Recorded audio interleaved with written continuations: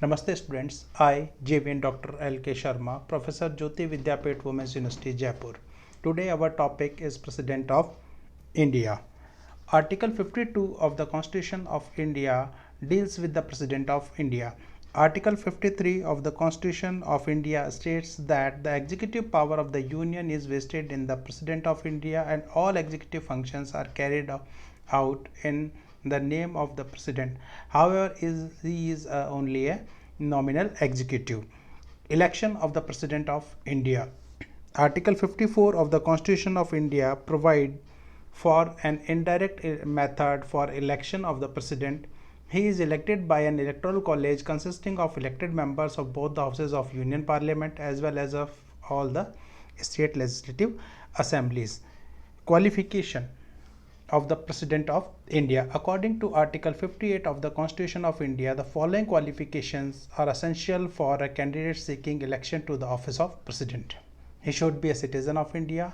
He should be of 35 years or above of age. He should be qualified for election as a member of Lok Sabha. He should not hold any office of profit under the union government or any state government or any local or other authorities. He should not be a member of parliament or of a state legislature. Oath of the President of India. The oath of office of President of India is administered by the Chief Justice of India and in his absence, the senior most judge of the Supreme Court available under Article 61 of the Constitution of India. Tenure of the President of India. The President is elected for a term of 5 years under Article 56 of Constitution of India. Eligibility for re-election. A person who holds or who has held office as a president shall subjected to the other provision of this constitution be eligible for re-election to that office. Removal of President of India. He can be removed from the office before completion of his term by impeachment for violation of the constitution under Article 61. The impeachment charges can be initiated by either houses of the parliament. These charges should be signed by the 1/4 members of the house in which this impeachment procedure take places. Power and functions of the President of India. The powers and functions performed by the President of India can be suited under the following heads. First, executive powers. The executive powers and functions of the President are as follows. First, all executive action of the Government of India are formally taken in his name. Second, he can make rule specifying the manner in which the orders and other instruments made an executive in his name shall be authenticated. Third one, he can make rules for more convenient transaction of business of union government and for allocation among the minister of the said business. Fourth one, he appoints the Prime Minister and other ministers. Fifth one, he appoints the Attorney General of India and determines his remuneration.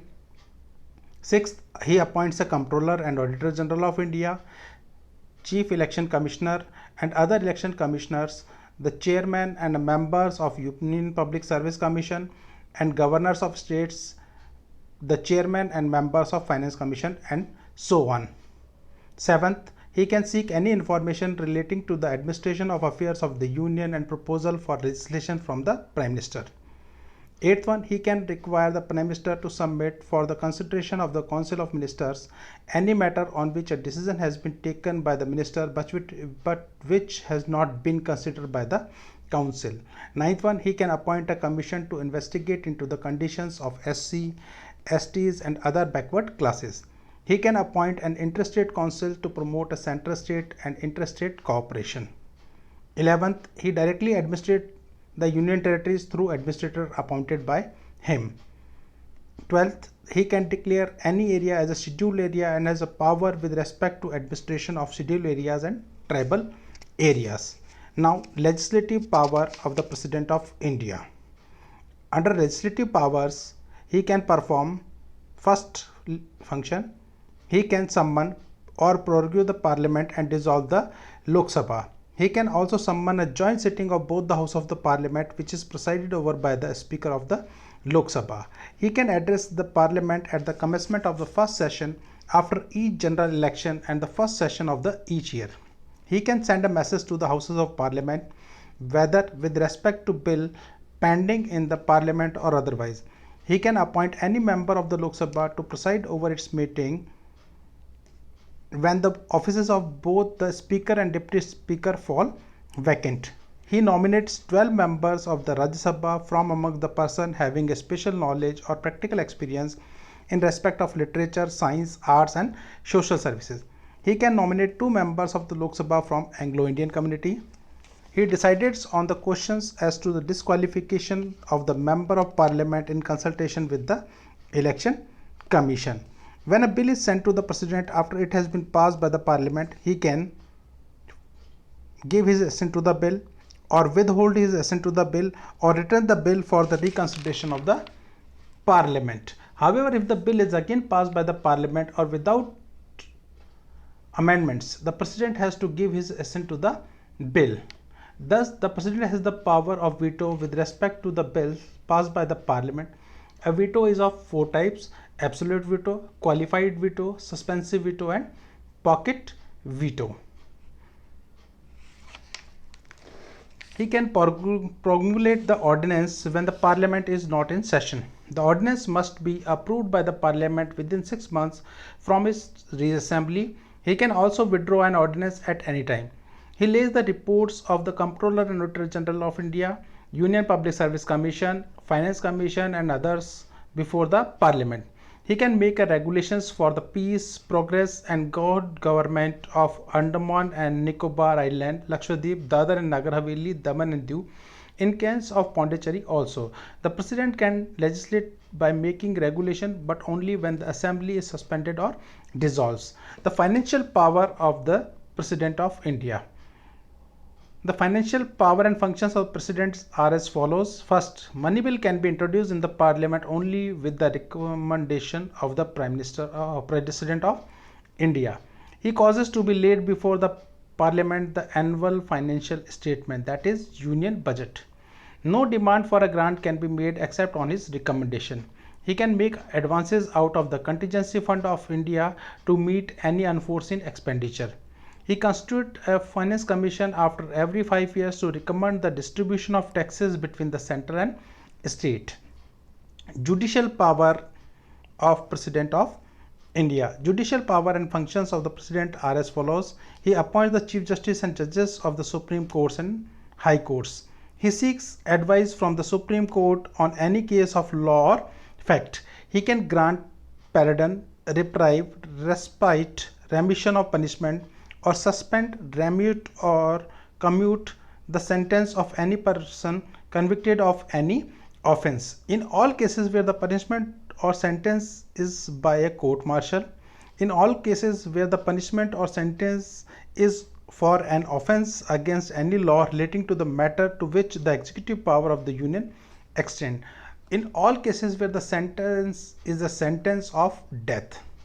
Pardon sets free a person from all punishment imposed by him by a court of law or for some offense. Reprieve implies a state of the execution of sentence for a temporary period. Respite denotes awarding a lesser sentence instead of the penalty prescribed by the law. Remission implies reducing the amount of sentence without changing its characters. Commutation denotes the substitution of one form of punishment from another form which is of lighter character. Diplomatic power of President of India. The international treaties and agreements are negotiated and concluded on the behalf of the President. However, they are subjected to the approval of the Parliament.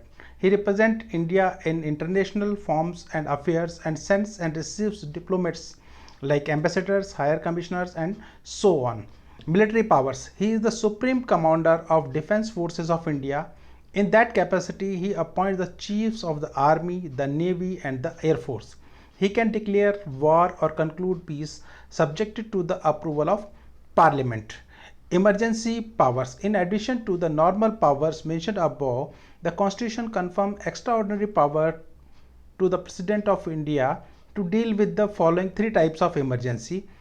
First one, national emergency, which come under the category Article 352. The president can proclaim national emergency in the entire country or in any part of it on the following grounds: war or external aggression or armed rebellion. President rule under Article 356. It is also known as state emergency or constitutional emergency. It can be proclaimed by the president on the following grounds: failure of constitutional machinery in the states, failure to comply with or to give effect to direction given by the union. Financial emergency. The president can proclaim financial emergency if he is satisfied that the financial stability or credit of India or any part thereof is threatened.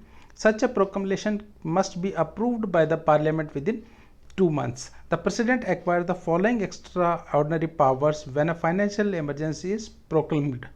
He can give a direction to the state to observe canons of the financial propriety. He can issue direction for the reduction of salaries and allowances of all or any class of persons serving under the state. He can require that all money bills and other financial bills passed by the state legislature be reserved for his consideration.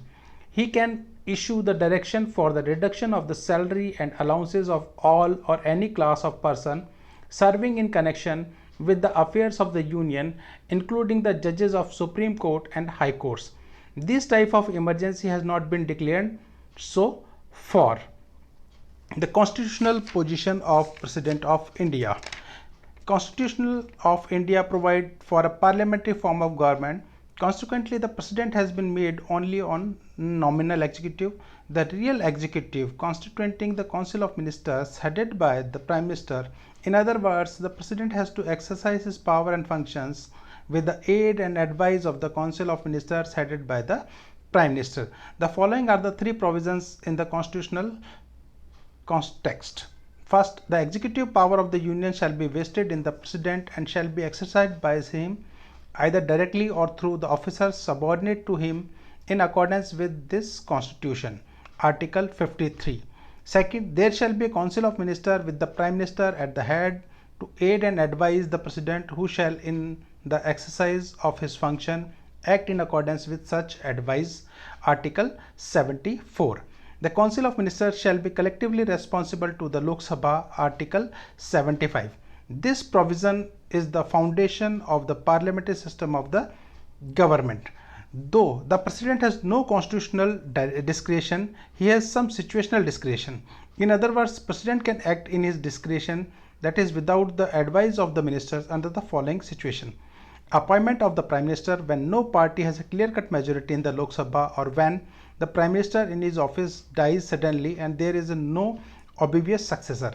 Second, dismissal of the council of ministers when it cannot prove the confidence of the Lok Sabha. Third one, dissolution of the Lok Sabha if the council of ministers has lost its majority. Now students, this is all about the President of India. Thank you.